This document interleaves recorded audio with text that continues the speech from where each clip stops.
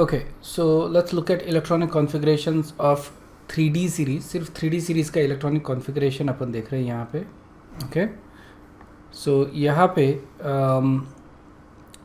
ये जो है स्कैंडियम, राइट, स्कैंडियम का there is just one electron in D series. Okay, D मतलब डी ब्लॉक में, and there are 2 electrons. In general अपन क्या करते हैं, पहले 4s को फिल करते हैं और उसके बाद फिर अपन 3D को फिल करते हैं. ओके, स्कैंडियम का एटॉमिक नंबर 21 है, that is the electronic configuration. Okay, और ब्लॉक डायग्राम में इसको अपन इस तरह से दिखाते हैं. यहाँ पे तुमको एक बहुत ज़रूरी चीज़ जो ध्यान में रखनी है वो ये कि जो डी ब्लॉक चैप्टर है पूरा और अपना कोऑर्डिनेशन केमिस्ट्री, यहाँ पे ये ब्लॉक डायग्राम्स बहुत ज़्यादा काम किए हैं. ओके, बहुत ज़्यादा काम किया है. ऑब्वियसली अगर तुम इससे काम चला सकते हो that is good. Okay, you can visualize it using the simple electronic configurations, but if not then you will have to use this block diagrams. Okay, तो इसको प्रैक्टिस करो तुम. The next one is titanium. Titanium में देखो फिर से second electron जो है दैट इज़ ऑल्सो गोइंग, और next electron is going to go in 3D, so you have 2 unpaired electron. Vanadium में there are 3 unpaired electrons in D. Then chromium में we always go with exception. Okay, that is the exception basically क्योंकि one of the electron actually jumps from 4s to D, so you get D5 configuration. Okay, so that's D5 stable configuration. Manganese में भी D5 configuration है. Okay, iron, अब you start pairing now in the D, so यहाँ पे iron में you get D6. D6 के वजह से it has 4 unpaired electron in D. Okay, then cobalt में 3 अनपेयर्ड इलेक्ट्रॉन है. निकल में 2. कॉपर में इज जस्ट 1 अनपेयर्ड इलेक्ट्रॉन यहाँ पे. ठीक है, now this is actually incorrect, hold on second, it should be okay. So in case of copper यहाँ पे there is going to be a D5. Okay, so this is how it is. मैं इसका correction कर लूँगा after the class. Next is, so copper में there is just 1 unpaired electron and that is actually in S. ठीक है ना. सो S में 2 elements आते हैं जहाँ पे S में अपने को अनपेयर्ड इलेक्ट्रॉन मिलते हैं. एक क्रोमियम, दूसरा है कॉपर. ओके, क्रोमियम में देर आर 6 अनपेयर्ड इलेक्ट्रॉन और कॉपर में there just 1 unpaired electron which is also in S. और जिंक, ठीक है, all the electrons are paired, it's a D10 configuration basically, so we get that zinc. ठीक है, सो अपने को डी कॉन्फ़िगरेशंस जो है, जैसे मैं यहाँ पे बोला है D1 है, D2 है, D3, D5, this is also D5, this is D6, D7, D8, D10 and this is D10. So D configurations ये ज़्यादा हमारे काम के हैं. Alright, so we have seen कि in the last class there are various different oxidation states that exist for D elements. बराबर है. Specifically हमारा जो फोकस है that is also going to be on 3D series, और यही analogies तुम extend कर सकते हो टू सम एक्सटेंट. जो नीचे वाले जो सीरीज़ आती है 4D, 5D, 6D सीरीज़ जो आती है वहाँ पे तुम इसको एक्सटेंड कर सकते हो. Mostly 4D and 5D, 6D series में काफ़ी elements they are very unstable, so we don't actually talk about them a lot. ठीक है, लेकिन जो 3D सीरीज़, 4D सीरीज़ और 5D सीरीज़ है इनमें थोड़ी सिमिलैरिटी अपने को मिलती है, और अपन डिस्कस करेंगे धीरे धीरे जो जो चीज़ें अलग है या फिर जो जो चीज़ें यूनिक है वो सारी चीज़ें अपन डिस्कस करेंगे. सो यहाँ पे अगर देखते हैं तो सबसे स्टेबल कॉन्फ़िगरेशन मैंने यहाँ पे बीच में लिखा है. Okay, so these are the most stable configuration. Scandium का +3 है, टाइटेनियम का +4 है, वेनेडियम का +5 है. यहाँ तक तो कोई सरप्राइज़ नहीं है अपने को, isn't it. This is what we know. यहाँ पे सारे केसेस में अपने को D0 कॉन्फ़िगरेशन मिल रहा है. स्कैंडियम के पास 3 इलेक्ट्रॉन है, वो लूज़ कर दिया उसने, तो अपने को क्या मिलेगा, D3 कॉन्फ़िगरेशन, सॉरी, तो अपने को मिलेगा D0 configuration. Okay, +3 oxidation state for scandium. Then we have titanium. इसके पास 4 इलेक्ट्रॉन है टोटल, 2 S में, 2 D में है. ओके, अभी अपन ने देखा, और ये चारों इलेक्ट्रॉन लूज़ कर देगा तो ये इसको ये मिलेगा D4, D0 configuration and +4 oxidation state. And similarly for vanadium +5 oxidation. So this is the most stable, और यहाँ पे अपने को D0 कॉन्फ़िगरेशन मिलता है. ठीक है, now look at chromium. Chromium के पास वैलेंस शेल में, मतलब including D and 4s, 3D और 4s को मिला के टोटल 6 इलेक्ट्रॉन है, इजंट इट. सो इसका जो कॉन्फ़िगरेशन अपन लिखते हैं 3D5 एंड 4s1, ये अपन लिखते हैं. Okay, so it is going to lose 3 electrons. तो अगर 3 इलेक्ट्रॉन लूज़ करना है, तो एक तो यहाँ से गया और 2 यहाँ से जाएंगे, ऐसे टोटल 3 इलेक्ट्रॉन ये लूज़ करेगा। तो यहाँ पे अपने को क्या मिल रहा है फिर, D3 कॉन्फ़िगरेशन, ठीक है। That is the most stable configuration for chromium. Alright, then we have manganese. Manganese का +2 is the most stable one. Manganese में आता है 3D5 4S2, इजंट इट। और ये S वाला ये लूज़ कर रहे बेसिकली, और यहाँ पे कुछ भी नहीं लूज़ किया उसने, ओके। सो ये D5 कॉन्फ़िगरेशन अपने को मिल रहा है यहाँ पे, D5। सो समझ में आ रहा है किस तरह से मैं स्टेबल जो कॉन्फ़िगरेशन है इनका वो निकाल रहा हूँ यहाँ से। स्टेबल ऑक्सीडेशन स्टेट से मैं स्टेबल D कॉन्फ़िगरेशन निकाल रहा हूँ। सो that is what I am exactly doing यहाँ पे, ठीक है। ओके, Fe3+ बेसिकली देखो इसमें कितने इलेक्ट्रॉन्स है, D में 6 है और S में 2 है, ओके।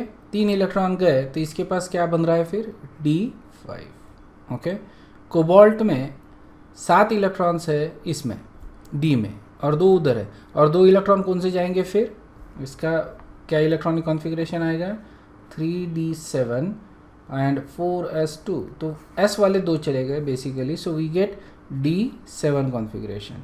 निकल में D8 कॉन्फ़िगरेशन मिलेगा। कॉपर में, अब कॉपर में देखो अपने को पूरा लिखना पड़ेगा, 3D10 4S1, right.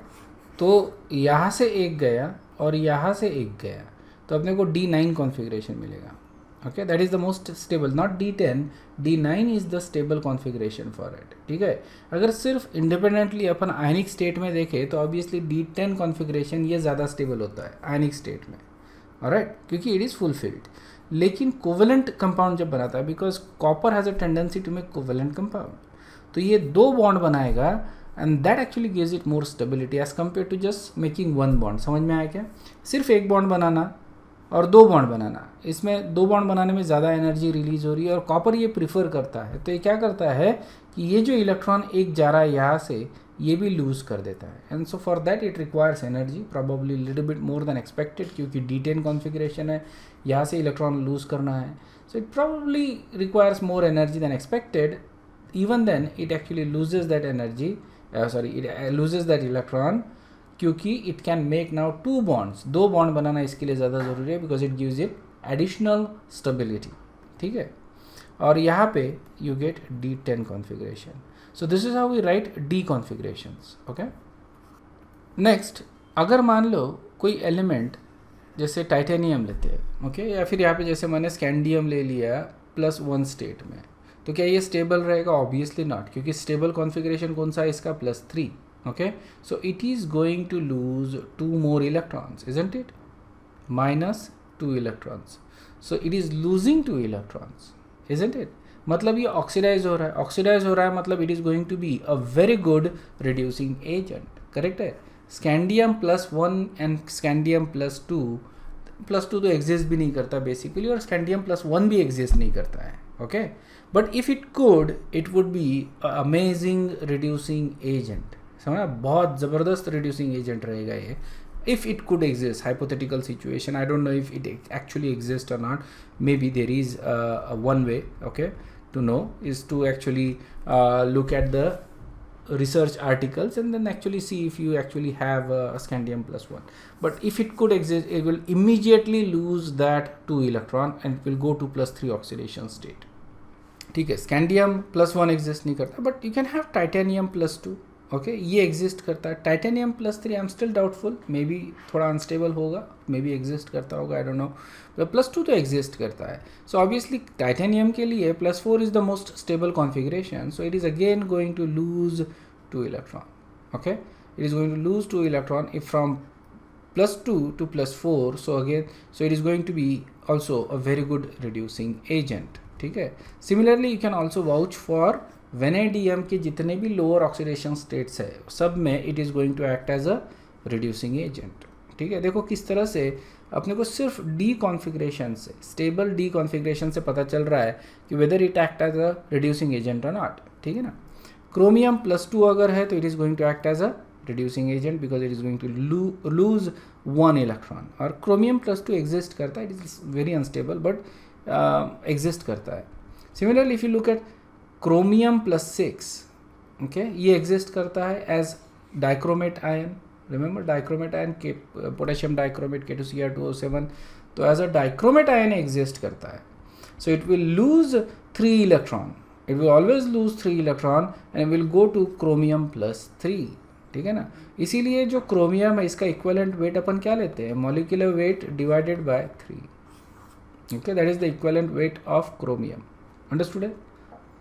It will lose 3 electron, okay, from +6, and that's why it is a very good oxidizing agent, because it is losing electron. Okay, so it loses -3 electron and it becomes a very good oxidizing agent. So very strong oxidizing agent. Okay, dichromate. Manganese अगर देखते हैं, manganese का lower oxidation state exist नहीं करता. You can have just manganese 0 actually, ठीक है ना, metal as such, but +1 ये एग्जिस्ट नहीं करता. But you have higher oxidation states like +3 है, +4 है, +7 है. Okay, and these all exist. देखो यहाँ पे +4 में MnO2 एग्जिस्ट करता है, +7 में MnO4- मतलब परमैग्नेट ion. Okay, eight the same time you also have manganate ion. Manganate ion भी एग्जिस्ट करता है एंड परमैग्नेट आयन भी एग्जिस्ट करता है. ठीक है, आगे अपन देखेंगे ये दोनों का स्ट्रक्चर और सब कुछ अपने को है. मतलब अपने को 2 कंपाउंड डिस्कस करने हैं बेसिकली, एक तो डाइक्रोमेट, दूसरा मैग्नेट एंड परमैग्नेट. ओके, तो ये परमैग्नेट है, इसी तरह से मैग्नेट भी रहता है इसी का. And that have higher oxidation state. Okay, and it will lose electron to go to +2 oxidation state. ज़रूरी नहीं है कि it will always go to +2 oxidation state. जैसे अपने को मालूम है कि in some conditions, okay, it will actually go to +4 oxidation state. ठीक है, सो यहाँ पे आप रुक जाता है. I think this happens in alkaline condition. Okay, so it goes from potassium permanganate to MnO2, manganese dioxide में आके रुकता है. ठीक है, it doesn't actually go to, in acidic condition it goes to +2, in alkaline condition it goes to MnO2. ये अपन ने redox chapter में देखा है जब अपन ने बैलेंस किया था. ठीक है ना, so what happens to manganese. ठीक है, तो ये ध्यान में रखना है और इसको अपन आगे भी देखने वाले हैं. So that's why manganese in higher oxidation state is such a good oxidizing agent. Okay, +7 में है, depending upon the condition it will either go to +4 और +2. ओके, अगर +4 में है तो it can go to +2, so on and so forth. Okay, so इसके 2 basically can से +7 से अगर तो it has 2 stops, one is at +4 and the other one is at +2, और it डिपेंड करता है ऑन द रिएक्शन कंडीशन. ठीक है, आयरन का एक जो सबसे मतलब अदर देन Fe3+, जो अदर कॉन्फ़िगरेशन है दैट इज +2, राइट. यहाँ पे it is a D6 configuration and will basically lose an electron, it will go to +2. ठीक है, but that is not the only situation, it can also go from +3 to +2. It depends upon the condition itself. ठीक है, सो ये interchangeable है oxidation states iron के, क्योंकि बहुत ज़्यादा एनर्जी डिफरेंस नहीं है. ओके, थोड़ा ज़्यादा स्टेबल होता है +3, and the main reason for stability of +3 is basically because of the fact that it has a D5 configuration, and second it actually makes 1 extra bond. ठीक है ना, +2 में it makes only 2 bond, +3 में 3 bond बना सकता है. That gives it additional stability. But if you look at the stability of both these +2 and +3, not much difference. Okay, equal, almost equal stability है. ठीक है, so that's why these states are interchangeable. Cobalt में +3 रह सकता है, it can go to +2, so it will act as oxidizing agent. And copper में it can go from 0 to +2 and it will act as a reducing agent. ठीक है ना, so these are some of the most stable oxidation state यहाँ पे बीच वाले इसमें दिए. And then other oxidation states है other than the stable one, so will it act as oxidizing और रिड्यूसिंग, ये यहाँ पे अपन ने दिखाया है. You don't need to memorize it, इसको याद नहीं करना है, दिस इज़ वेरी ऑब्वियस. ठीक है ना, स्टेबल अपन बना सकते हैं from electronic configuration, we can figure out which one is the most stable one. थोड़ा बहुत जो अपने को नहीं मालूम था, जैसे क्रोमियम +3 शायद से हो सकता है ना मालूम हो, लेकिन मैग्नीज +2 हो सकता है ना मालूम हो, तो ये अपन ने देख लिया है अभी. ओके, बाकी तो I think it's very obvious कि यही इनके स्टेबल ऑक्सीडेशन स्टेट है. Okay, and then if it's different oxidation state, then what happens, will it act as a reducing agent or oxidizing agent, यहाँ से अपने को पता चलता है. सो यहाँ पे अपन ये देख रहे हैं कि अगर मान लो as you go down the group, ठीक है ना, जनरली अपन ने क्या देखा है अभी तक कि एस ब्लॉक में हमने देखा है कि as you go down the group the oxidation state जो है वो चेंज नहीं होता, it always remains the same. Group 1 का +1 है, ग्रुप 2 का +2 है। Okay, if you go to P block obviously वहाँ पे भी अपने को oxidation state near about same मिलता है, except we get inert pair effect in some cases.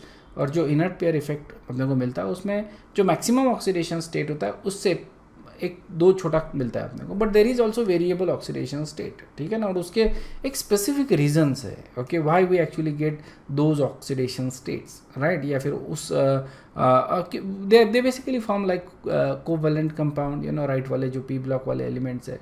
So it largely comes down to bonding, ठीक है ना। बॉन्डिंग तो ज़्यादा बॉन्डिंग, बहुत ज़्यादा अगर एनर्जी नहीं लगती है इलेक्ट्रॉन प्रमोट करने के लिए, and you get extra stability because of the additional bonding, additional bonding के वजह से अगर एक्स्ट्रा स्टेबिलिटी मिलती है, so these compounds will form those compounds. Okay, sulphur +2 में, +4 में, +6 में होता है, ओके, फॉस्फोरस +3 और +5 में होता है। So you get those additional oxidation, you can go to maximum oxidation state, और फिर नीचे you get inert pair effect. Okay, so there is a pattern in S block and P block, right. D block में in some cases that pattern itself is not followed.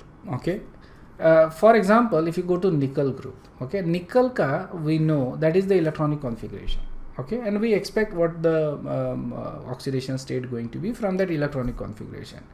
लेकिन if you go down, okay, you get palladium. Palladium में it's a different oxidation state. Palladium में you get D10 configuration, okay, same group में दोनों।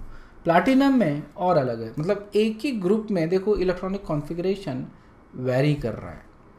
Okay, so this actually is particular something that is with nickel family. Nickel group जो है इसको तुमको ध्यान में रखना है। So it is D8, D10 and D9। Okay, सब में सब सेम नंबर ऑफ इलेक्ट्रॉन्स है, obviously that's the reason why they are in the same group, but they have different electronic configuration in the same group. Is this clear?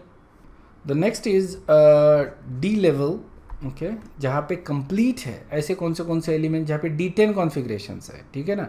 So obviously palladium में D10 configuration आ रहा है, okay, निकल और platinum में नहीं है, it's a D8 in this case and this is D9 in platinum's case, ठीक है ना। All of these are basically catalyst, isn't it? This is a catalyst family है बेसिकली, निकल, पैलेडियम, प्लाटिनम, और these are excellent catalyst. और इसके left और right वाले जो होते हैं, जैसे for example platinum, I think palladium के लेफ्ट में there is a rhodium that is also used as a catalyst. So in general जो देखा गया है, सो ये जो फैमिली होती है, ओके, निकल और उसके आजू बाजू वाले, they are generally used as a catalyst, they make very good catalyst. Okay, that's primarily because of the fact that इनके जो ऑक्सीडेशन स्टेट्स में जो डिफरेंस होता है that is not much, so they can easily lose and gain electron. Same thing is with iron, isn't it? Iron बहुत आसानी से lose और गेन कर सकता है electron, and that is one property that is very important for a compound to be as a catalyst. Next, copper, gold, copper, silver and gold, इनमें D10 configuration अपने को मिलता है, and at the same time zinc, cadmium and mercury, ये 12th family है, okay, and this is 11th group, okay, group 11, group 12, and this is group 10, ठीक है ना, 10, 11 and this is group 12। तो ऑब्वियसली इनमें तो रहेगा ही रहेगा, ओके, बट कॉपर फैमिली, इनको अपन कॉइनेज फैमिली बोलते हैं, कॉइनेज ग्रुप, कॉइन्स बनाने में यूज़ करते हैं ना, ओके, गोल्ड, सिल्वर, कॉपर, इनको अपन कॉइन्स बनाने में यूज़ करते हैं, इसलिए इनको कॉइनेज फैमिली बोलते हैं, okay. This is basically catalyst family. और this is actually a bit important. अगर अपन ये देखें, ओके, मतलब कॉइनेज फैमिली अगर देखें, coinage metals, copper, silver and gold, okay, इनमें D10 कॉन्फ़िगरेशन है, इजंट इट? D10 कॉन्फ़िगरेशन है, फिर भी they actually behave as a typical transition elements, ठीक है ना। They behave as a typical transition element, इनको अपन प्रॉपर ट्रांजिशन एलिमेंट अपन इनको मानते हैं, क्योंकि इनका अगर सबसे कॉमन ऑक्सीडेशन स्टेट देखा जाए, जैसे कॉपर के केस में आता है +2, है ना, गोल्ड के सिल्वर के केस में +1 आता है, गोल्ड के केस में +3 आता है। सो if you look at that, ऐसे कॉपर, सिल्वर अपने को शायद से मेरे ख्याल से छोड़ना पड़ेगा, इसका +1 is the most common one, isn't it? So यहाँ पे अपने को D10 मिल रहा है, okay, this also has a D10 configuration +1 में, बट कॉपर में +2 आ रहा है, इसका आ रहा है D9 कॉन्फ़िगरेशन, और गोल्ड में आएगा D7 कॉन्फ़िगरेशन, इजंट इट? ठीक है, गोल्ड में D7 कॉन्फ़िगरेशन आ रहा है. सो यहाँ पे it is actually losing an electron from D, okay, and when they lose an electron from D, it is a D block element. इसकी property we consider to be as a D block element, ठीक है. And if you look at palladium, gold, यहाँ पे है ना D8 configuration आ रहा है, तो again these are D block elements, okay. Even though in a ground state they have D10 configuration, but at some stage, okay, after losing the electron, they have lost a D electron, so that's why they are considered to be a D block element, ठीक है. Exception इसमें आ रहा है your silver, ठीक है. But if you look at group 12, zinc, cadmium and mercury, okay, at all time they have D10 configuration in all their oxidation states, okay. D10 configuration होता है. mercury का for example Hg+b होता है, isn't it? So Hg+ में भी अगर देखिए अपन, okay, so it has still has D10 configuration, okay, दोनों इसमें, okay. Hg+ में there is one electron in the S actually, but you know, in all these oxidation states of these elements there is a D10 configuration, so they are not actually losing electron from D से electron lose नहीं कर रहे, and so they do not show properties characteristics of transition element. समझ में आया क्या? So that's why they are not considered to be D block, लेकिन अपन उनको रखते हैं D block में. Is this clear? Here is a review question. The highest oxidation state shown by manganese in its compound is, बता, बहुत आसान question है. So here manganese का लिख ले अपन, ओके. मैग्नीज का इलेक्ट्रॉनिक कॉन्फ़िगरेशन आएगा 3d5 4s2. अपने को मैक्सिमम ऑक्सीडेशन स्टेट पूछा है, isn't it? Highest oxidation state, तो हाईएस्ट ऑक्सीडेशन स्टेट क्या रहेगा? +7, ओके. मोस्ट स्टेबल भी नहीं पूछा है अपने को, okay. We are asked what is the highest oxidation state, और हाईएस्ट ऑक्सीडेशन स्टेट इसका +7 होता है, that is in potassium permanganate में. ऑलराइट, नेक्स्ट जो अपन देख रहे हैं that is basically ionization energies. Ionization energies इनकी जो है that is intermediate basically between S and P block elements, isn't it? So यहाँ पे आयनाइजेशन एनर्जीज जो है, so it actually indicates the amount of energy that is needed to raise the metal to a particular oxidation state, okay. So obviously, right, I mean, it goes without saying. So ionization energy 1 of 5d elements are actually higher than that of 3d and 4d elements. So obviously as you go down, we expect कि ionization energy जो है वो decrease होगी, isn't it? That's what we expect. लेकिन यहाँ पे थोड़ा सा अलग ट्रेंड अपने को दिख रहा है. 5d की जो एनर्जी है that is actually higher than 3d and 4d. Understood है? ये exactly opposite trend अपने को मिल रहा है. As you go down the group we expect कि ionization energy decrease होनी चाहिए, लेकिन 5d की जो energies है these are higher than that those of 3d and 4d. तो ये क्यों होता है ये मैं तुमको आगे बता दूंगा, okay. But there is मतलब there is an alternative reason. एक reason तो ये है इसका basically क्योंकि जैसे अपन नीचे जाते हैं, okay, तो इफेक्टिव न्यूक्लियर चार्ज जो होता है वो इंक्रीज होता है इलेक्ट्रॉन्स के ऊपर as you go down the group, and that is basically because of incomplete shielding of 4f electrons. देखो 5d में इसके पहले 5d के पहले we are actually filling 4f electrons, बराबर है 14. और शील्डिंग जो इफेक्ट होता है, ओके, वो क्या होता है? s का सबसे ज़्यादा, फिर p, फिर d और फिर f, ठीक है ना? क्योंकि this is also the order of penetrating power, isn't it? S orbital is the most penetrating and F orbital is the least penetrating. F orbital is actually diffused, isn't it?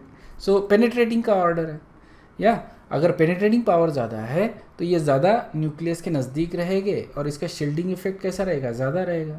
तो F orbital का जो है shielding effect सबसे कम है, okay. Weakest shielding effect बोल सकते हो.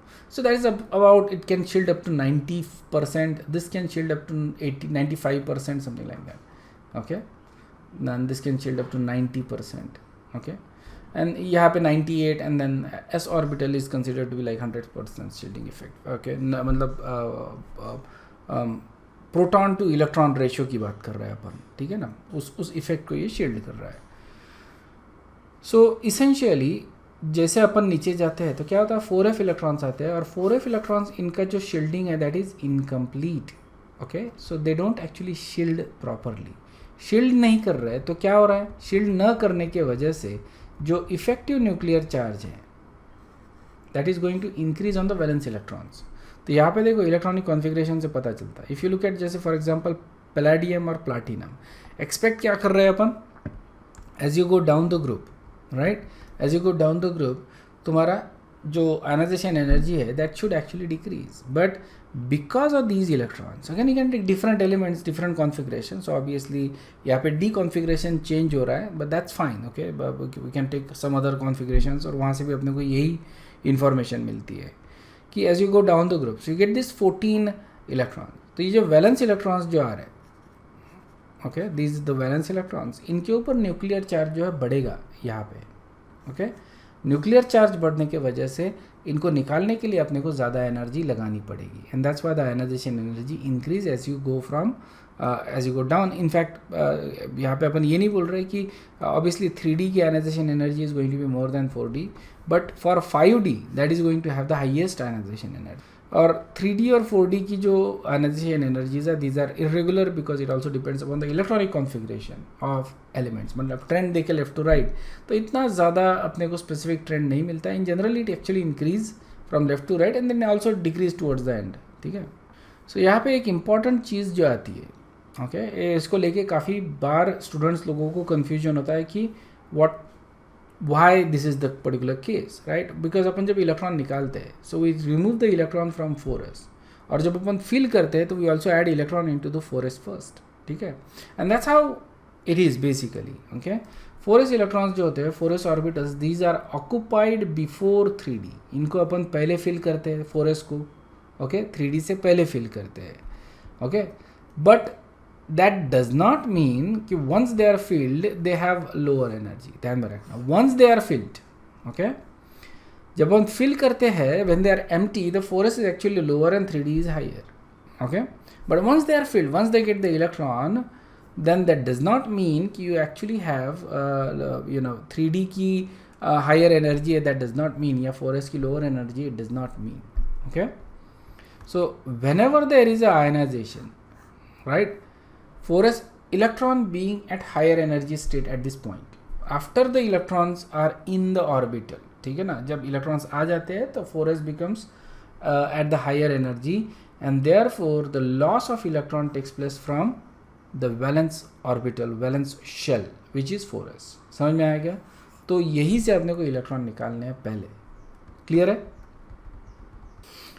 तो रीज़न यहाँ पे, the reason for this is जब इलेक्ट्रॉन्स अपन आयनाइज करते हैं, इलेक्ट्रॉन्स जब भी निकालते हैं, okay, so just imagine like iron. Okay, iron है 26 है, सो ये 3D सीरीज, तो यहाँ पे इफेक्टिव न्यूक्लियर चार्ज जो है 3D के ऊपर that is more than that of 4s, and therefore 3D की एनर्जी ज़्यादा, 3D की एनर्जी कम रहेगी और 4s की एनर्जी ज़्यादा रहेगी, simply because of the fact that 3D experiences higher nuclear charge. Okay,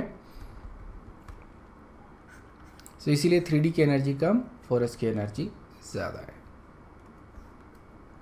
the common oxidation states for each element is generally +2 and +3 और both. Okay, generally ये अपने को दिखता है बेसिकली. ओके, और ये अपन स्टडी कर सकते हैं कि कौन सा ज़्यादा स्टेबल रहेगा. ओके, जनरली अगर देखा जाए तो इन द बिगिनिंग अगर देखते हैं, okay, from in the beginning, ठीक है, स्टार्टिंग में 3D सीरीज़ जब हम देख रहे हैं in the starting of the 3D series, तो अपने को दिखता है कि 3 जो +3 वो जो ऑक्सीडेशन स्टेट है that is actually more stable, और लेटर एलिमेंट अगर देखते हैं तो उसमें +2 oxidation state is actually more stable. ठीक है, सो जनरली दिख रहा है कि स्टार्टिंग में +3 स्टेबल है और एंडिंग में +2 वाला ज़्यादा स्टेबल है. ओके, ये अपन ने जब टेबल देखा था उसमें देखा था, and this can be explained by looking at the ionization energies of various element. ठीक है ना, तो so it depends upon that. Okay, so generally क्या है कि ionization energy increase from left to right. Okay, so let's see what happens. So you see here, first ionization energy, it increases obviously, ठीक है, as you go from left to right. General trend यही है, and there are certain exceptions here, जैसे iron की थोड़ी ज़्यादा है than expected, okay, निकल की थोड़ी कम है than expected. So we see certain variations here and there, but in general it actually increases, ठीक है. So when you remove the first and second, so you see the same trend pretty much, first and second ionization energies with bits and pieces of variations, right, exceptions. Manganese, obviously we expect, manganese का +2 oxidation state is very stable. So manganese का जो second ionization energy है, that is quite low, okay, because of that. You also see that zinc में +2 oxidation second ionization energy is quite low. क्यों? यहाँ पे फिर से you get Zn2+, which is very stable, okay. So we get that, isn't it? We get that. ये तो ये जैसे exceptions आ गए यहाँ पे, and we can explain these exceptions also, okay. I think one of the exceptional thing यहाँ पे is कि copper में second ionization energy is quite high, okay, but even then it actually tend to form +2 oxidation state, okay, and that's simply because of the fact that it becomes covalent bond बनाता है basically +2 oxidation state, और यहाँ पे इसको 2 bond बनाने का मौका मिलता है, and it basically does that, okay. अगर +3 देखें अपन, ओके, अगर फर्स्ट और सेकंड इलेक्ट्रॉन्स जब निकल जाते हैं तो थर्ड के लिए obviously it requires far more energy. यहाँ पे अपने को बहुत ज़्यादा एनर्जी लगती है, okay. So if you look at the first element scandium, so it's not that high, isn't it? It's not that high. It can easily lose these electron, can make 3 bonds. Sum of all these ionization energies, it will decide कि ये +3 में exist करेगा या +1 में exist करेगा. नहीं, it exist in +3, scandium +3, okay. यहाँ पे जो बॉन्ड एनर्जी जो मिल रही है इसको by making the bond, 3 bond बनाने से जो इसको एनर्जी मिल रही है, that should compensate for the total ionization energy. समझ में आएगा? And it does. In case of scandium, it does. In case of titanium, vanadium, titanium, vanadium goes to even higher oxidation state. Okay, but mostly in covalent compounds. So that's fine, right? We can explain that. But as you go to higher in these cases, okay. So यहाँ पे अपने को we can say +3 oxidation state मिलेगा. Okay, whether they will be stable or not, that's a different story. But we see up to iron or so, we get +3 oxidation state है ना. Fe3+, scandium 3+, titanium तो उतना ज़्यादा है. Vanadium +3 मिल जाता है अपने को, क्रोमियम +3 मिलता है. You can see that. So +3 यहाँ पे बहुत ज़्यादा स्टेबल है. मैग्नीज में ऑब्वियसली +2 और +4 ज़्यादा stable as compare to +3, but we are taking +3 as one of the oxidation state जहाँ पे एग्जिस्ट कर सकता है. और वेनेडियम में भी अपने को मिलेगा थोड़ा बहुत, ओके, बहुत ज़्यादा नहीं. टाइटेनियम में ऑब्वियसली +2 या +4 ही मिलता है, +3 नहीं मिलता. But you can see that +3 oxidation state ज़्यादा कॉमन है. And as you go towards the right hand side, अब क्या हो रहा है? अब जो ionization energy, you can see that, है ना, कलर्स डार्क हो रहे हैं यहाँ पे, ओके. मतलब कि बहुत ज़्यादा आयनाइजेशन एनर्जी अपने को लग रही है. If you look here, you may also find an exception here कि मैग्नीज की ionization energy is actually higher than that of cobalt, okay. Even then manganese actually goes and form compounds in higher oxidation state, ठीक है. So that is an exception, okay. But यहाँ पे we have these ionization energies that are significantly higher, okay. And so that's why these elements don't actually exist in +3 oxidation state, okay. Cobalt, we can say that yes, it can have a +3 oxidation state with some difficulty, but it can have +3 oxidation state, exist करेगा. लेकिन निकल, copper ये +3 में exist नहीं करेंगे, okay, because it requires simply large amount of energy. Is this clear? ये समझ में आया क्या? दूसरा अपन देख सकते हैं कि कौन सा ऑक्सीडेशन स्टेट इसका ज़्यादा स्टेबल है. It also depends upon the sum of the ionization energies, ठीक है. जैसे for example if you take nickel and platinum, ठीक है. प्लाटिनम कब आ रहा है? स्टार्टिंग में आ रहा है. निकल कब आ रहा है? बाद में आ रहा है, इजंट इट? या प्लाटिनम पहले आता है और निकल बाद में आता है, या. So if you look at the sum of first and second ionization energy. अपने पास देखो पहले वाले टेबल में +3 तक ही अपनी आयनाइजेशन एनर्जी थी, पूरी चौथे तक नहीं थी। So we just using the sums here, ठीक है, क्योंकि अपने को एग्जैक्ट वैल्यू से कोई लेन देन नहीं है। सो अगर सम करता हूँ मैं आयनाइजेशन एनर्जी इसका, this is actually in kilo joule per mole, ठीक है, सम करता हूँ। So what we see is nickel के फर्स्ट और सेकंड का सम आता है 2.49 और प्लाटिनम का आता है 2.66। यस, सो ऑब्वियसली निकल का जो +2 ऑक्सीडेशन स्टेट है that can be easily formed, +2 oxidation state या +2 आयन निकल में we can easily form, right. But in case of +4 अगर देखते हो उसके लिए मेरे को 4 इलेक्ट्रॉन निकालने पड़ेंगे। तो इसका जो 3 और 4 देखता हूँ मैं, सो you can see that this is for निकल थर्ड और फोर्थ आयनाइजेशन एनर्जी। यहाँ पे थर्ड में अपने को बहुत ज़्यादा एनर्जी लगेगी निकल के लिए, okay. And then if you look at platinum, ठीक है, इसका एनर्जी बहुत कम है, ओके।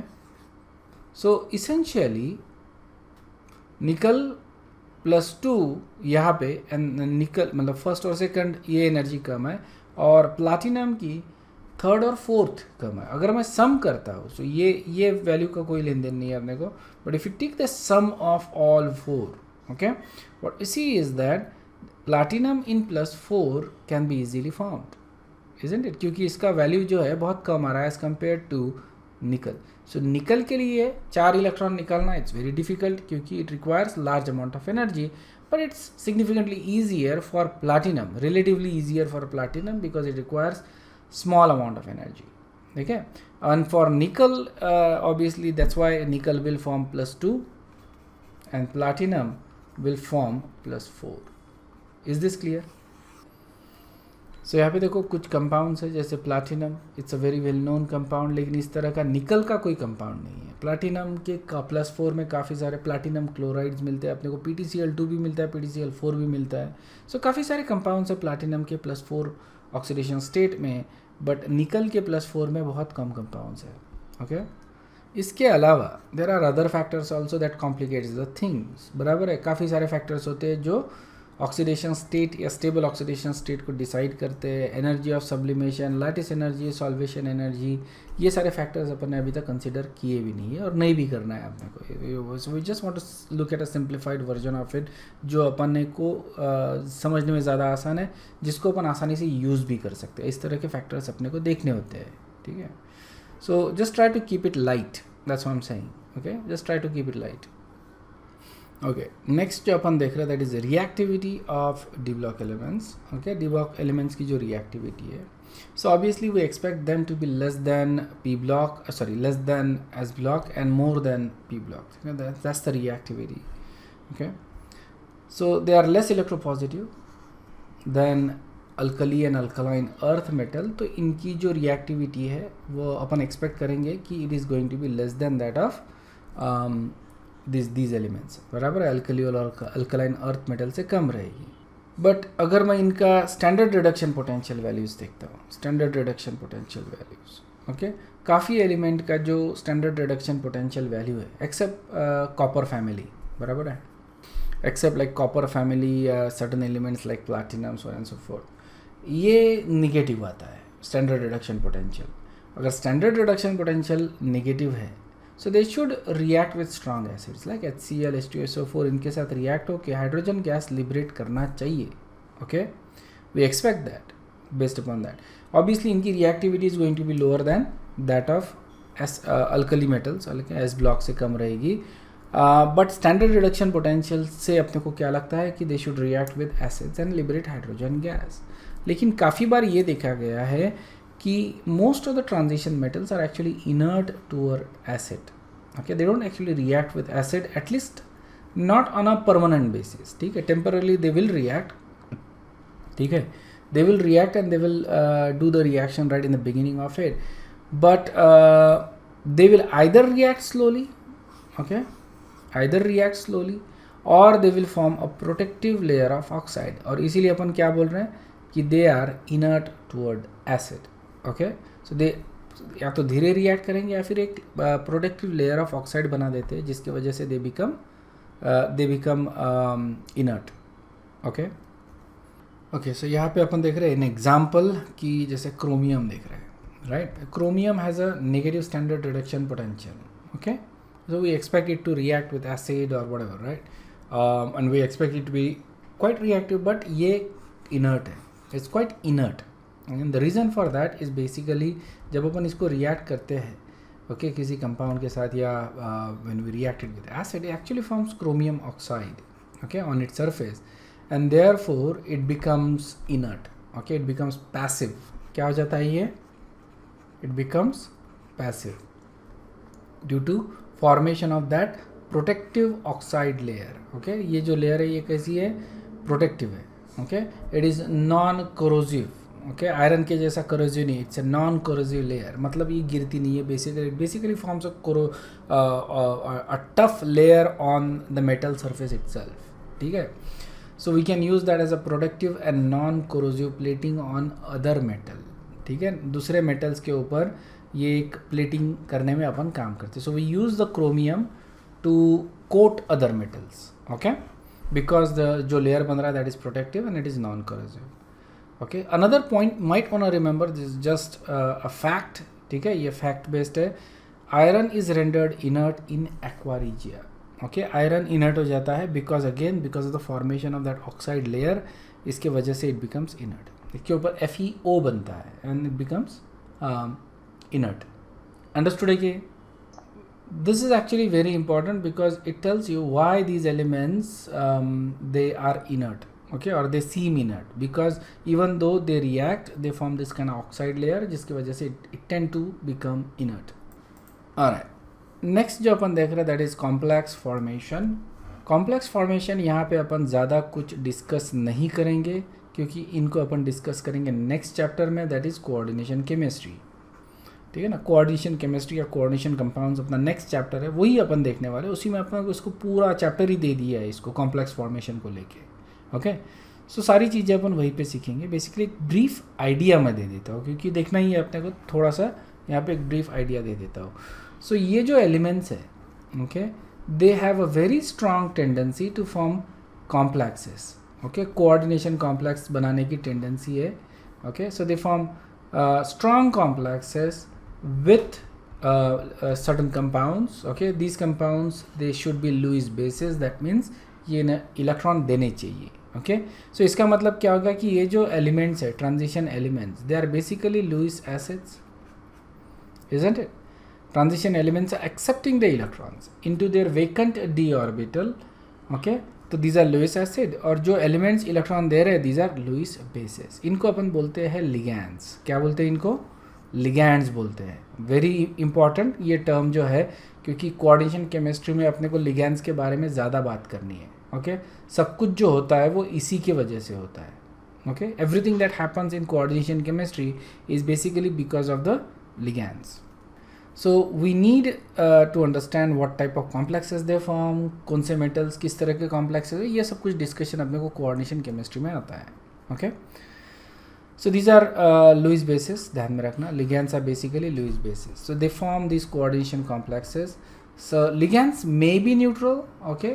कुछ है neutrals, जैसे for example ammonia, water, है ना, carbon monoxide, these are some neutral ligands. और कुछ आयन्स भी होते हैं जैसे क्लोराइड आयन हो गया, साइनाइड आयन, काफ़ी सारे कंपाउंड्स है, ओके. काफ़ी सारे लिगैंड्स हैं in fact that are actually neutral, and काफ़ी सारे लिगैंड्स है जो आयनिक स्टेट में भी होते हैं. थायोसाइनेट आयन, साइनेट आयन, काफ़ी सारे लिगैंड्स है, okay. So they combine with these metal atoms and they form this complexes, beautiful complexes, and many of these are actually coloured complexes बनाते हैं. इसको अपन आगे डिस्कस करने ही वाले हैं. तो जैसे कोबाल्ट और अमोनिया, इसको अगर मैं मिक्स करता हूँ तो यू गेट हेक्साअमीन, इसको अपन हेक्साअमीन कोबाल्ट कॉम्प्लेक्स, ठीक है ना. यहाँ पे देखो आयरन और साइनाइड आयन मिक्स करें, KCN अगर मिक्स करता हूँ मैं तो अपने को हेक्सासाइनो फेरेट कॉम्प्लेक्स मिलता है, ओके. क्रोमियम प्लस वाटर, इसको अपन हेक्सा एक्वो क्रोमियम बोलते हैं. वाटर को अपन एक्वो बोलते हैं या एक्वा बोलते हैं, एक्वा. सो हेक्सा एक्वा क्रोमियम कॉम्प्लेक्स, ठीक है. सो ये देखेंगे अपन इनका नाम कैसे देते हैं, सब कुछ. It's very easy and as I said extremely important, okay. All the so D block as well as coordination दोनों तुमको साथ में करने हैं टॉपिक्स. फिर से याद दिलवा रहा हूँ, ये दोनों टॉपिक साथ में करने हैं, एक साथ करने हैं, ओके. लिगैंड्स है, ओके ये एग्जांपल्स देखे अपन ने कॉम्प्लेक्स फॉर्मेशन के, ओके ये जो एबिलिटी है to form complexes, it is in mark contrast with S and P block elements, okay S and P block के एलिमेंट्स बहुत कम कॉम्प्लेक्सेस बनाते हैं, बहुत कम एलिमेंट्स कॉम्प्लेक्सेस बनाते हैं, डी ब्लॉक के बहुत ज़्यादा कॉम्प्लेक्सेस बनाते हैं, बहुत ज़्यादा एलिमेंट्स कॉम्प्लेक्सेस बनाते हैं, and this is basically because of the fact that you know they have small size, they have high nuclear charge, और सबसे इंपॉर्टेंट चीज़ होती है vacant D orbital, which is something that is not present in early S or P block elements, okay, और जो जिनमें होता है even then they can't actually accept the electrons, क्योंकि you know it might not be possible for these elements, alright. So ये तीनों properties ये मिला के what you get is a complex forming ability, ठीक है ना. कॉम्प्लेक्सेस जनरली जो हायर ऑक्सीडेशन स्टेट्स होते हैं, जैसे फॉर एग्जांपल आयरन लेते हैं, तो आयरन में +3 ऑक्सीडेशन स्टेट का जो कॉम्प्लेक्स रहेगा that is going to be more stable than +2 oxidation state. So generally higher oxidation state, so remember charge density के ऊपर ये काफ़ी ज़्यादा डिपेंड करता है, इजंट इट. चार्ज डेंसिटी मतलब साइज छोटा होना चाहिए, चार्ज ज़्यादा होना चाहिए, वेकेंट डी ऑर्बिटल तो ऑब्वियसली होना चाहिए, उसके सिवा तो कुछ नहीं हो सकता, isn't it. So we need that, okay. So iron +3 and +2, इसमें +3 ज़्यादा स्टेबल रहेगा, +2 कम स्टेबल रहेगा. +3 वाले कॉम्प्लेक्स को अपन बोलते हैं फेरी साइनाइड, ओके. फेरी लगाना है इसके आगे, +3 के आगे, और +2 के आगे फेरो लगाना है, समझ में आया ना, फेरो, ठीक है. फेरिक एंड फेरस, रिमेंबर, तो that's why we use that, okay. तो obviously because of the greater coulombic attraction, okay, +3 ion जो होता है और उसका जो कॉम्प्लेक्स होता है that is actually more stable. Here is a review question. Transition metal ions show superior complex in ability as compared to the elements from S and P block due to, किस वजह से? What is the primary reason? Alright, so the reason is basically because of vacant or partially filled d orbital. This is the primary reason. अगर ये नहीं है तो कुछ भी नहीं हो सकता. Obviously you need small size and you need high electronegativity. Yeah, that is something you need.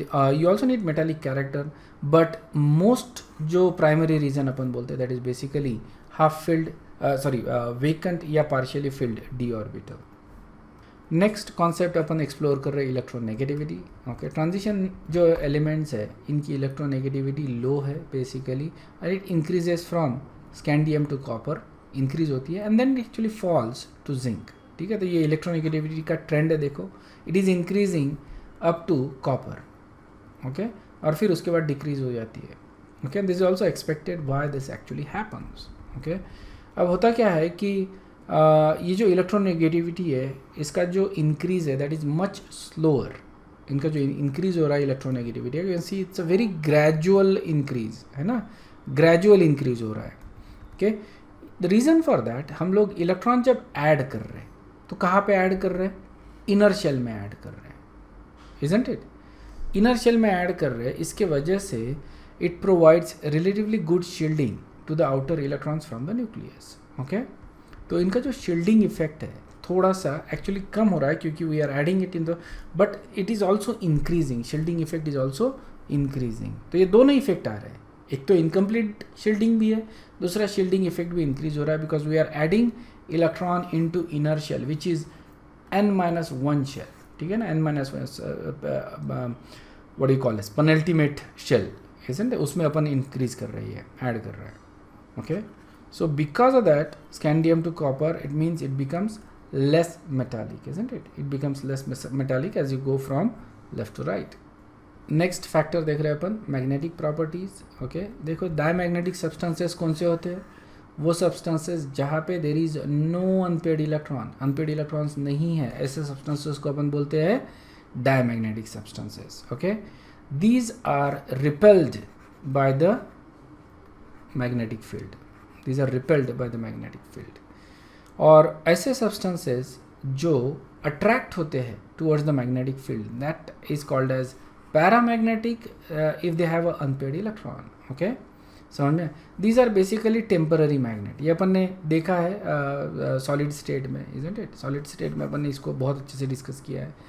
And then we have ferromagnetism. Ferromagnetism is also they get attracted towards the magnetic field but यहाँ पे बहुत ज़्यादा magnetic field होता है. Okay यहाँ पे अपने को डोमेन्स मिलते हैं. Okay rather than independent electrons, group of electrons align themselves along the magnetic field, और ग्रुप ऑफ इलेक्ट्रॉन्स एक साथ अलाइन करते हैं तो बहुत ज़्यादा स्ट्रॉन्ग मैग्नेटिक फील्ड अपने को मिलता है, और ये परमानेंट नेचर का होता है. Okay iron, chromium, these are some of the examples of it. Okay permanent magnetic substances. And paramagnetic बहुत ज़्यादा आपने देखा है, इसको ऑलरेडी डिस्कस किया हुआ है. ओके सो पैरामैग्नेटिज्म ऑब्वियसली क्या हो रहा है कि अट्रैक्ट हो रहा है, बहुत वीक है, और ये टेम्पररी है. फेरोमैग्नेटिज्म ये परमानेंट है and it is very strong. Okay so electrons जो है that determine the properties, magnetic properties in two ways. Okay अगर देखा जाए तो इलेक्ट्रॉन्स जो है वो दो तरह से मैग्नेटिक प्रॉपर्टी डिटरमाइन करते हैं. So just take an electron, ठीक है ना, तो take a like a sphere. So let's say that this is an electron. Okay तो क्या होगा कि there is basically an axis around which the electron is moving, isn't it? So let's say this is the axis. So electron क्या कर रहा है, it is moving along that axis. ये एक रोटेशन हो गया, तो इसको अपन बोल रहे हैं axial moment. Okay and second thing is that it is going around the nucleus. Okay इसको अपन ऑर्बिटल बोलेंगे, orbital moment, isn't it? So ये दो तरह के मोमेंट है अपने पास, axial as well as orbital. Okay तो क्लासिकल फिजिक्स से का अपन ये उठा रहे हैं. Basically we are not talking about like a dual nature, we just saying कि okay it's electron is a tiny particle जो एक्सिस में भी रोटेट कर रहा है और ऑर्बिटल मोमेंट में भी रोटेट कर रहा है. ऑब्वियसली क्वांटम थियरी जब इसको लगाते हैं तो we don't get the right answer, that's why we use classical theory, right. ये क्वांटम थियरी में then becomes wave function and we don't know what to make of it. Okay we don't know wave का spin कैसे हो सकता है, we don't actually know that. Okay अभी भी नहीं मालूम, ऐसा नहीं है कि मेरे को नहीं मालूम, we just don't know that. Okay remember that जो स्पिन वाला जो मोमेंट है, क्वांटम नंबर है, ये बाद में ऐड किया गया था after quantum theory. Okay Schrodinger ने जो इक्वेशन दिया था उससे अपने को फर्स्ट 3 क्वांटम नंबर्स मिलते हैं, प्रिंसिपल, अजीमुथल एंड मैग्नेटिक. और जो स्पिन क्वांटम नंबर है ये बाद में ऐड किया गया था.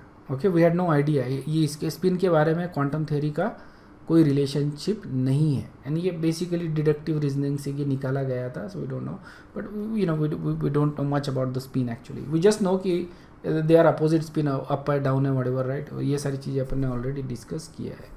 सो ये दो तरह के मोमेंट है. Okay axial and equatorial, sorry axial and orbital. Okay equatorial आजकल ध्यान में आता है. Alright so we have spin moment. Okay ये एक्सियल हो गया, एंड ऑर्बिटल मोमेंट, ठीक है ना. सो ध्यान में रखना स्पिन एंड ऑर्बिटल. सो ये दोनों को मिला के we can calculate the magnetic moment. इसको अपन जनरली एक्सप्रेस करते हैं by in Bohr magneton. Okay and that is the equation we use. Okay spin and axial, sorry spin and orbital, ठीक है ना. ऑर्बिटल को अपन L से इंडिकेट कर रहे हैं. सो 4s s+1 प्लस L +1, ठीक है. समझे, L+1 और S+1 तो है ही है कॉमन, इधर 4s है इधर L है, और it is expressed in Bohr magneton. ठीक. सो S क्या हो रहा है, S is basically sum of spin quantum number and L is basically sum of orbital angular momentum, ठीक है ना, which is another quantum number. तो होता क्या है कि जो ऑर्बिटल वाला जो फंक्शन है, okay that actually does not contribute much. Okay क्योंकि जो ऑर्बिटल कंट्रीब्यूशन होता है it is compensated by the electric field of the surrounding atoms. Okay तो जो ऑर्बिटल फंक्शन है it gets cancelled up in a way. Okay so as a result of that जो magnetic moment जो अपने को मिलता है, जो ऑब्जर्व मैग्नेटिक मोमेंट है, that is coming only from unpaired electron. समझ में आया ना. पेयर्ड इलेक्ट्रॉन में स्पिन्स जो है वो अपोजिट है, they are getting cancelled up. इनका जो मैग्नेटिक मोमेंट है वो कैंसिल होगा. दूसरा जो ऑर्बिटल जो मोशन हो रहा है वो भी कैंसिल हो रहा है. Okay as a result of that हम ऑर्बिटल मोशन कंसिडर नहीं कर रहे और वो इलेक्ट्रॉन्स कंसिडर नहीं कर रहे जहाँ पे पेयर्स है. ओके, सो जो अनपेयर्ड इलेक्ट्रॉन्स है इनका मैग्नेटिक मोमेंट रहेगा, ये जो मैग्नेटिक मोमेंट है दैट इज अनपेयर्ड. ओके, इसको अपन बोल रहे हैं स्पिन ओनली. तो L की वैल्यू अपन 0 रखेंगे और S रखेंगे सिर्फ वहाँ पे. सो वी गेट है ना, L की वैल्यू मतलब L वाला पूरा फंक्शन है निकल जाएगा. सो ये हो जाएगा स्पिन ओनली मैग्नेटिक मोमेंट. न्यू S का मतलब क्या हो जाता है, spin only magnetic moment is equal to under root of 4s s+1. Alright, अब we know that spin only जो मैग्नेटिक मोमेंट है, okay, that is related to number of unpaired electrons. ठीक है ना, n क्या है, n is the number of unpaired electrons. ठीक है ना. सो S अपन लिखते हैं S इज n/2. ठीक है. सो जितने भी इलेक्ट्रॉन्स है unpaired electrons divided by 2. Okay, so that is the number of unpaired electron. और इसको मैं इस इक्वेशन में रख देता हूँ. ओके, 4s को ये हो जाएगा 4n/2. ओके, यहाँ पे S की वैल्यू फिर से n/2 and if you solve that what you get is this equation. Okay, new S which is again spin only magnetic moment n+2. तो ये इक्वेशन तुमको ध्यान में रखना है. That is for calculating magnetic moment. बहुत काम का इक्वेशन है, दोनों जगह काम आएगा तुमको, D block as well as coordination chemistry में. ओके, सो न्यू S is equal to n+2. Okay, n क्या है, नंबर ऑफ अनपेयर्ड इलेक्ट्रॉन्स. तो ये जो एक्सप्रेशन है अपन इसको SI यूनिट में कन्वर्ट कर सकते हैं. बोर मैग्नेट्रॉन को एम्पियर स्क्वायर मीटर, मेरे को मालूम नहीं है तुम्हारा फिजिक्स में हुआ है या नहीं हुआ है, but should be in physics. So 1 Bohr magneton is equal to 9.274 into 10⁻24 ampere meter square. Okay? और मैग्नेटिक मोमेंट जो है वो इंक्रीज होगा as the number of unpaired electron increases. ये इस इक्वेशन से क्लियर है. Okay, number of unpaired electron बढ़ेंगे तो मैग्नेटिक मोमेंट भी बढ़ेगा. तो यहाँ पे देखो क्या होता है. Okay, from scandium to titanium if you go right, so scandium में एक अनपेयर्ड इलेक्ट्रॉन है, S वाले दो पेयर्ड है, रिमेंबर. ओके, सो 4s2 मैं सिर्फ स्कैंडियम का लिखता हूँ 3d1, ये स्कैंडियम का है. सो अनपेयर्ड इलेक्ट्रॉन इज 1. टाइटेनियम में 2 है, वेनेडियम में 3 है, एक एक करके ऐड करते जा रहे हैं. क्रोमियम में 6 आते हैं क्योंकि क्रोमियम का अगेन एक्सेप्शनल है. 4s1 3d5. ओके, तो 6 अनपेयर्ड इलेक्ट्रॉन. मैग्नीज 5 आ रहे, 4 3 2 1 0. ऑलराइट, और ये जो n की वैल्यू है ये मैं अगर उस इक्वेशन में रखता हूँ तो we get these answers. Okay, so एक अगर अनपेयर्ड इलेक्ट्रॉन है, आंसर आता है √3, 2 का √8, 3 का √15, 6 का √42, so on and so forth.